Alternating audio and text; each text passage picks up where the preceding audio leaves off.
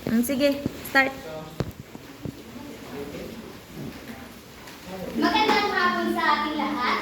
Bago tayo tungo sa ating talakayan, ay magkakaroon muna tayo ng mga kasunduan. Ano ang inyong gagawin kapag may nagsasalita sa inyong harapan? Girlie, tama. Makinig na mabuti. Ano naman ang inyong gagawin kapag gusto niyong sumagot o may katanungan kayo? Sheila, tama. Itaas ang kanan o kaliwang kamay. Ano naman ang inyong gagawin kapag may mga aktibidad o ipapagawa ang mga gawain? Joy, tama. Tumulong o makipag-kooperasyon. Para sa karagdagan, huwag maingay at makitago ng mga cellphone upang hindi makagambala sa ating klase ngayong hapon.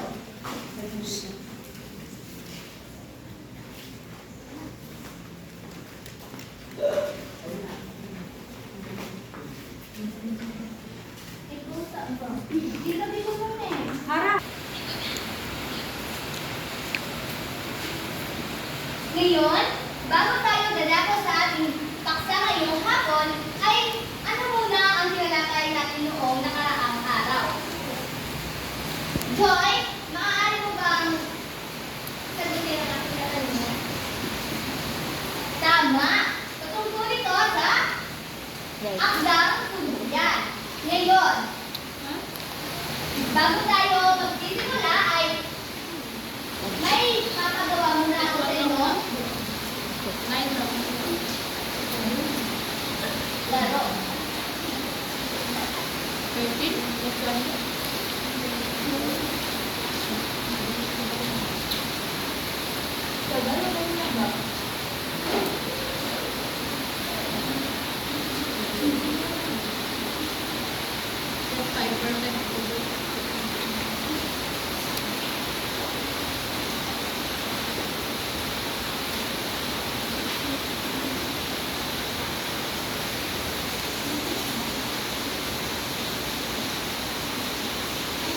'Ay, papasa akong bola at kung hihinto ito ay kailangan nyo ito. Kailangan nyo sagutin ang aking mga katanungan.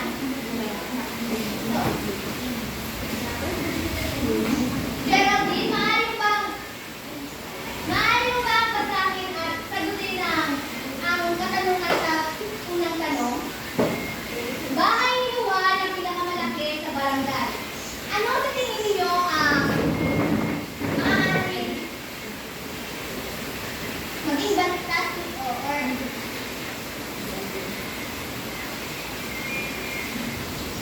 tama? Ang dapat ilagay dito ay tundo. Pangalawa, Albi, maaari mo bang basahin? Aso ang alaga niya, hindi tunda. Ano ang sagot mo? Tama! Palakpakan niyo si Albi dahil katulad na nauna, ang lalagay nito ay tundo. Sa pangatlo naman, Nicole, maaari mo bang basahin? Kumain na tayo bago pa umulan. Ano sa tingin ninyo, sa tingin mo, kung ano ang bantas na ilalagay? Basto. Tundo pa rin. Siya pa ang nagbigay ng regalo sa'yo. Ano ang sa tingin ninyo ang maaaring maging bantas nito?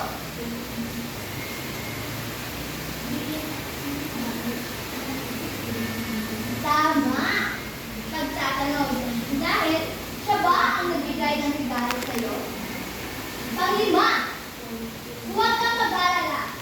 Maayos din ang lahat. Ano sa tingin mo, Christine, ang bantas? Tama! Alam niyo ba ang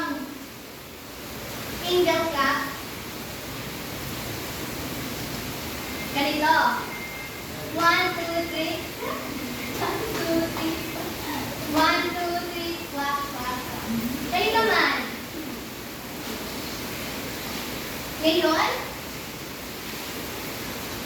batay sa ating ginawang gawain, ano sa tingin ninyo ang ating paksa ngayong hapon? Mary Jane?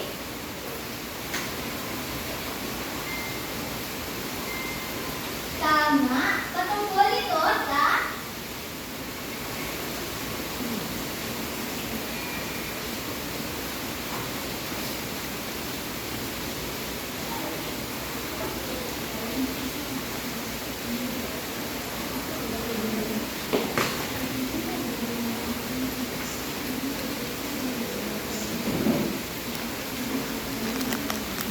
Poema Sobra Segmental.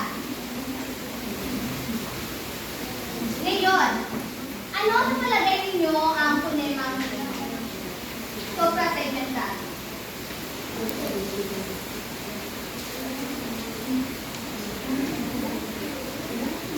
Pep? Tama.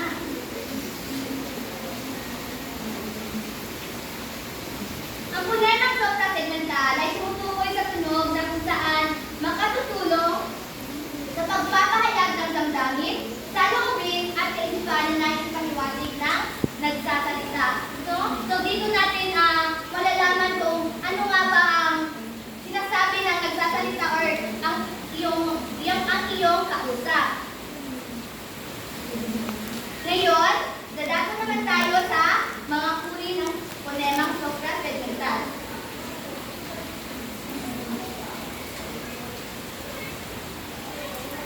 Una ay ang diin.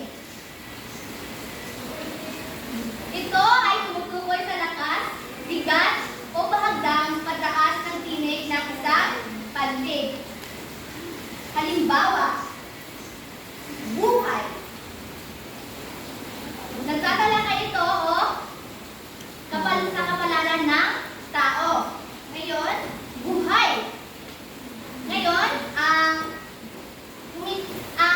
ito ay nagsisilbing humingi ka ba o ikaw ay buhay. Ngayon, dito naman tayo sa ibang halimbawa. Lamang at lamang. Ang lamang ay ito yung natatangi, habang ang lamang, ito yung parang ito yung nangunguna, lamang nakakigigil. Ngayon, maaari mo bang basahin ang kahulugan ng tono o intonasyon? Ang pagtaas at pagbaba ng tinig na maaaring makapagpasigla, makapagpapahayag ng iba't ibang damdamin, makapagbigay ng kahulugan, at makapagpahina ng damdaman upang higit na maging mabisa ang ating pakikipag-usap sa kapwa. Narito ang halimbawa. Kahapon. So yung parang nag-aalinlangan ka pa lang sa iyong kausap, parang hindi ka pasigurado, ganon. Habang ito naman sa 2, 3, 1, kahapon. Ganyan. Parang sigurado ka na kahapon talaga nangyari ang pangyayari. Sa pangatlo naman, ang tala o hinto. Sino ang maaaring makapagbasa? Janet? Bahagyang pagtigil sa ating pagsasalita upang higit na maging malinaw ang mensaheng ibig ipahatid sa kausap. Ito ang halimbawa. Hindi. Ako si Jan, na nangangahulugang nagsasalita o ang nagsasabi ng katotohanan na siya si Jan o kaya ay nagpapaliwanag na siya si Jan na napagkamalang ibang tao. Pangalawa, ito. Hindi ako si Jan. Ang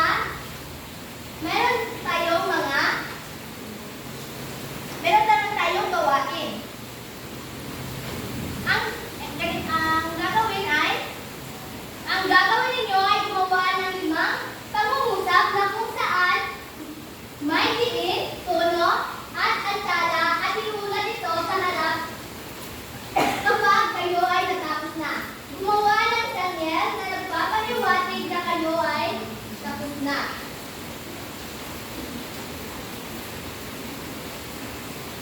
Pero bago kayo magsimula, ay narito muna ang pamantayan.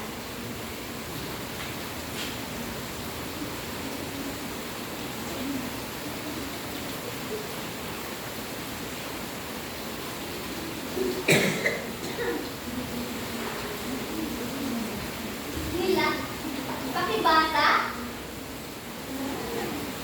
nabigay ng buong husay, nilalaman, nabigay ng buong husay ang hinihingi ayon sa pangbatang gawain, 5 puntos. Ang nilalaman ay may konting maglilis sa dapat na tahaking gawain, 4 na puntos. Maraming kakulangan, 3 puntos. Sa presentasyon naman, buong husay at malikhain na iulat at naipaliwanag sa klase, 5 puntos. Naging maligoy sa pagpapaliwanag, 4 na puntos. Di gaano naipaliwanag, 3 puntos. Sa kooperasyon, naipamalas ng buong miyembro ang pagkakaisa, 5 puntos. May 1 o 2 miyembro ang hindi nakilahok, 4 na puntos. Ilan lamang ang sumali, 3 puntos. Kabuuan, 15 puntos. Ang oras nyo ay nagsimula na. 5 minutes, here we go.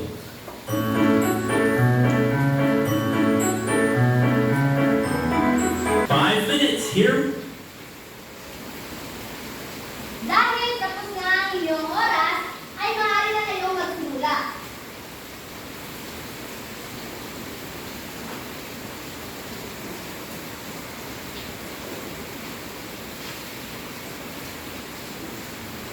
Palakpakan ang unang pangkat. Ngayon, ang pangalawang pangkat naman,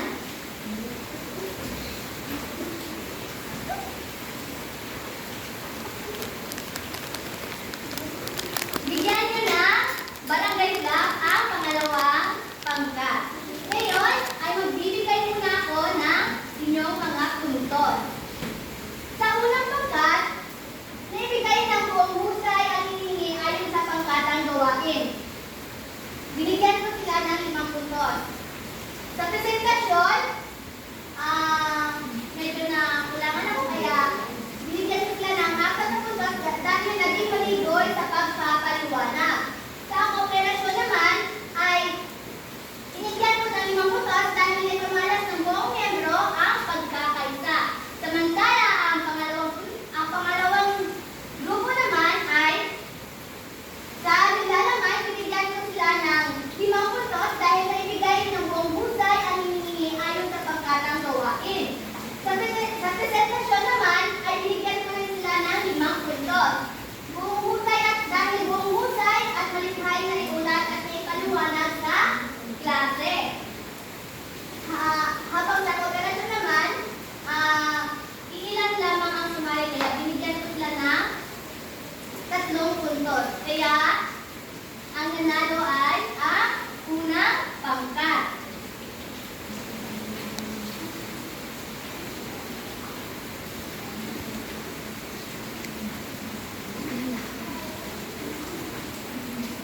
Question sa kung naintindihan ka.